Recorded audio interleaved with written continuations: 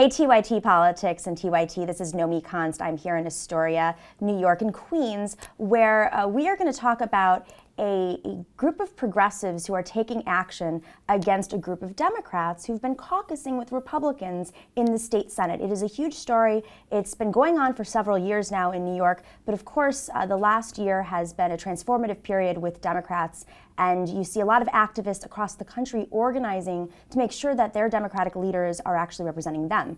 And over the past couple of weeks, we've seen it in Queens, we've seen it across New York State, and we're lucky and privileged to have the Deputy Minority Leader of the New York State Senate, Senator Michael Gianaris, who is in Astoria. And he is going to be explaining to us what this group of Democrats is doing and why they're doing it. Senator Gianaris, thanks for joining us and explaining what's going on in New York, because New York's a little crazy. It is, and thank you for shedding light on this issue. It's something that's been going on for far too long, and hopefully with enough people paying attention, we'll be able to resolve it once and for all. Can you tell us what this IDC is that everybody's talking about? Yeah, there's a group of people who get elected as Democrats at election time. Their districts, for the most part, are incredibly Democratic. They win their elections on the Democratic line with 70–80% of the vote, because that basically reflects the registration of these neighborhoods. And yet, when we go to Albany to sit in the session in the Senate as a constituted body, they have made an agreement with the Republicans for many years that they are in a coalition with them and end up giving them power, even though the Republicans are a minority of the body. And that's the part that people don't often understand. 3 times in the last 4 years, we have won the majority in the state Senate as Democrats, including right now as we sit here. There are 32 Democrats in the Senate and there are 31 Republicans. And yet the Republicans have been given power over the Senate because of this coalition. Because rather than all the Democrats sitting together, there's a group that is off in partnership with the Republicans, and the Republican leader is the majority leader, and he gets to decide what comes to the floor for a vote and what doesn't come to the floor for a vote, or what is subject to negotiations during budget time and what is not subject to negotiations during budget time. It's completely upside down, because anywhere else in the country, if you end up in a majority, you get to govern. Mm-hmm. But here we have a majority of Democrats in the chamber, and yet the Republicans are actually governing. The IDC, as they're called, would say that, well, they get to participate in that governing process. But with the Republicans. Correct. But they are clearly the junior partners in that arrangement. Mm-hmm. And most importantly, the Republican leader gets a veto over anything coming up for a vote. And that's where we've seen the biggest problem, because there are so many things we think we can get done, so many ways that New York can lead the nation on some of these progressive issues, that we don't get the chance to do because the leader of the Senate, the Republican leader of the Senate, won't let us even have a vote on it. Why are these Democrats doing this? If they're coming from Democratic districts, it doesn't seem to be about winning re-election, and it's not like they're blue dogs. If you were to look back at a national level and see the more conservative members of the Democratic Party who vote with Republicans. Right. Well, I try not to get personal about this, but a number of them chair committees in the Senate. A number of them are in positions of having greater staffs and that sort of thing that come with the perks of making this kind of arrangement. And as a result, Democrats and democratic values are being denied the power we should have in state government because of this arrangement. So we keep trying to say that if we care about the people, if we care about the issues on which we supposedly agree, that we should all be working together as Democrats in a Democratic majority, which we have the opportunity to have, and move some of these things forward. And more importantly, right now in this day and age, act as a bulwark against what's coming out of Washington. For example, I carry a bill that says the Port Authority, which runs the airports in New York, should refuse to participate in the enforcement of the President's executive order, which is now on hold pending the court decisions. But when we first introduced it, it was still a big issue. And we couldn't get a real vote on it. We tried to force a vote on the floor. We were denied by the procedures of the House. And that's the kind of thing that's very frustrating for us. And unfortunately, I think that's going to be the first of many things that are going to come down the pike that fit into that mold, whether it's protecting women's reproductive health. We're trying to codify Roe v. Wade here, because with the new Supreme Court nominee, we're very nervous about what's going to come out of the Supreme Court in the future. Whether it's protecting immigrants, and that is not just fighting back against the executive order, but it's also enacting protections and services like the DREAM Act, which we'd love to get done here in New York, but the Republicans just yesterday, once again, said there's no way they're ever going to consider it. Or establishing New York as a sanctuary state, which many of us have talked about doing. Once again, the Republicans yesterday said they won't consider it. They are vehemently opposed to it. And it's not surprising, because what we saw in the campaign season was they would actually mail bigoted mailers specifically against immigrants to try and pull votes in these campaigns. So how someone that thinks that they want to advocate these issues is going to go team up with the people who are about as nasty and opposing them as can be and think that's a good thing, when you have a whole group of people here who, when pulled together, would constitute a majority of the Senate, who actually agree on the issue and would be able to make some progress on it, is just something that has shocked us for a long time. It's been very hard to get the light shined on it, and now with the national climate, we're finally seeing people take notice and taking to the streets. There's been protests all over the city in these districts. There's a group that organically formed. They have a great website, noidcny.org, which is organizing actions all over the city. And hopefully, with that kind of pressure from the ground up, because that's where it seems this is going to be solved, we'll be able to see some progress. There's about 8 of these members right now? There are 8 of them. And just a few joined since this last election? Yes, there were 3 that joined in this last election. And they're facing a pretty significant backlash right now, and hopefully they'll listen to the people they represent, who clearly do not want them doing this. There was a Daily News article just this week that really put a fine point on it, and the headline said Trump's New York Democrats, and had a listing of them. So, and in a funny way, that actually shames the Democratic Party as well. For you as a leader who has been trying to lead your Democrats, or Governor Cuomo, who is effectively sort of the leader of the Democratic Party in New York, that doesn't look good to him. Yeah, we've been trying hard for years, and we've been pulling out all the stops. But we have said, and we've publicly said so, through our conference leader, Andrea Stewart-Cousins, has made a pleas to the governor and everyone else in New York to help us solve this problem, help us resolve this, because as Democrats, this is the time more than ever that we need to be working together, to band together, to fight against what's coming out of Washington, and once and for all deal with this in a way that moves New York forward for the people. I mean, forget about the personalities, forget about who wants what positions or what they get. This is about issues that matter more than ever now. Our country's at a critical point. There's all sorts of draconian proposals coming out of Washington that we need to fight against, and we can only do that together. The Republicans are publicly, these are not moderate Republicans, they are publicly Trump's biggest supporters. The Republican leader just put out a letter in support of Betsy DeVos's nomination last week before the vote. They have publicly said that they're going to support President Trump with vigor and with as hard as they can and all that sort of thing. And of course, as I mentioned, we saw during the campaign season that they do not hesitate to get incredibly nasty in an incredibly offensive way. There was a mailer that I remember just off the top of my head that had immigrants depicted as zombies attacking a car of non-immigrants. And this is what they're telling people, beware, this is what's coming if the Democrats win. So why is it that the Democrats, the leadership of the Democratic Party, hasn't been able to, check these folks who are members of their party, primary them, change the rules? Why can't there be a rule change within the Democratic Party in New York State that says if you say you're a Democrat, you must caucus with the Democrats? That's a very good question. There are some procedures in place at the state party that provide for the expulsion of people who are not loyal to the values of the party. I think over the years, certain members of the leadership of the party in the state have tried to go with the carrot instead of the stick, and it's clearly not worked. But the idea was, well, let's try and convince them or cajole them or whatever it is instead of taking a more aggressive approach like that. But what we're seeing now is the activism and the drive from this is coming from the people, which is great. It's so great to see it. A lot of the energy you see around the country now as a result of the election is being channeled in a very productive way here.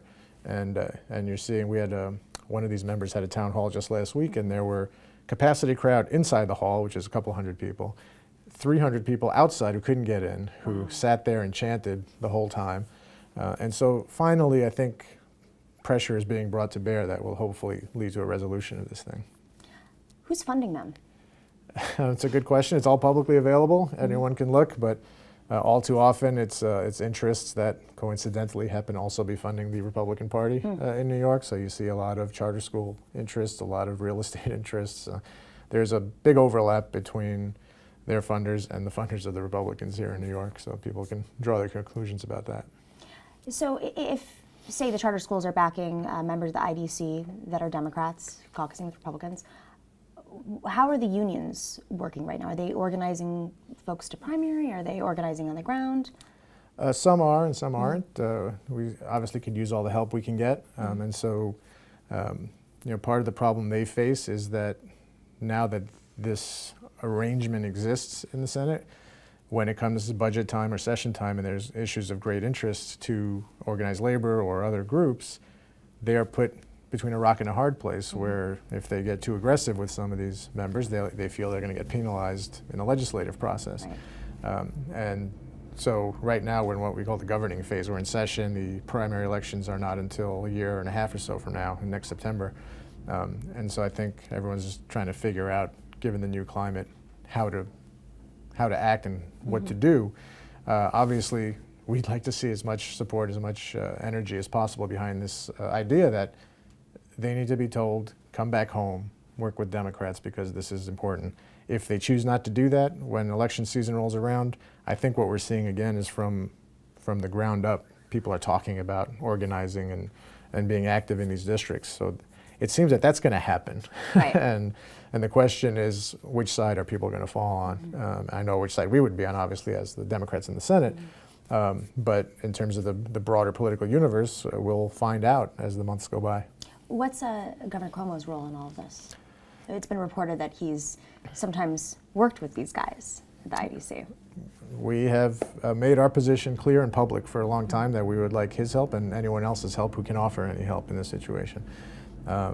He has expressed his desire to stay removed from the internal politics of the Senate, and so we try and do what we can, given the circumstances we're facing, to do our best to unite Democrats with whoever's willing to help us.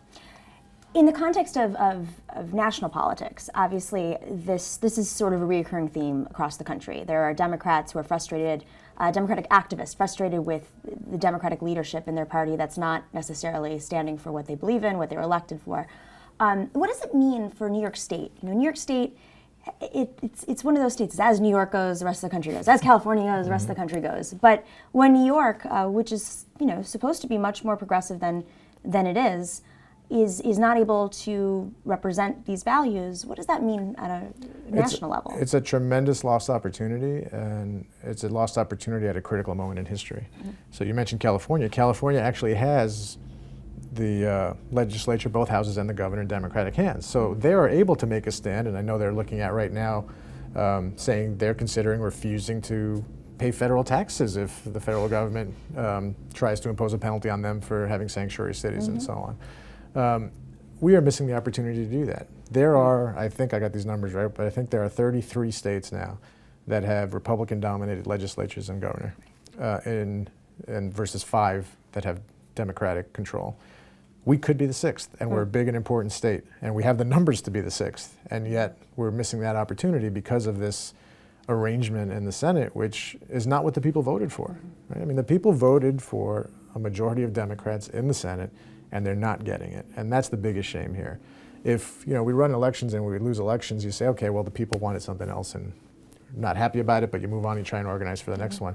But here the people have spoken and said they want a Democratic majority in the Senate. We have a Democratic Assembly. We have a Democratic governor.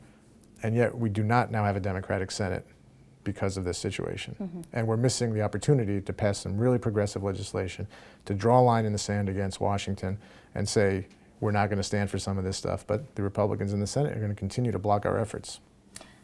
For those who are watching, who may live in New York or just are very curious about this nationally, what can they do? Organize. Check out that website we mentioned earlier. It's not ours, by the way. These are grassroots people who have decided to get involved. So the noidcny.org website is a place they can go for information. Support good Democratic candidates and get active in your communities, because this is what is going to make a difference. When I think there's an element of this that Albany exists in a bubble. Whatever people do there, they don't think the people back home figure it out, know it, and care about it. And we're seeing in the last couple of weeks that that's beginning to change. And the more that's the case, and we're seeing, I mentioned this town hall that had a big rally. My guess is what those members are saying is, let's see if that's a one-time thing. Let's see if this goes away. Our election's not till next year. Let's see if this maintains itself. I think if it does, we'll see action sooner than later, and hopefully get New York in the place it's supposed to be. Just to follow up to that, New York has had a lot of corruption cases. A lot of leaders have gone to jail, been sentenced, convicted, left jail. I think it's leading in the country for the number in the past 10 years, 11 years. How do you change that culture, that Albany culture? Well, it's a great question. It's not unrelated to what we're talking about. One of the ways is to change the ethics laws in the state, which is being blocked by guess who? The Senate Republicans.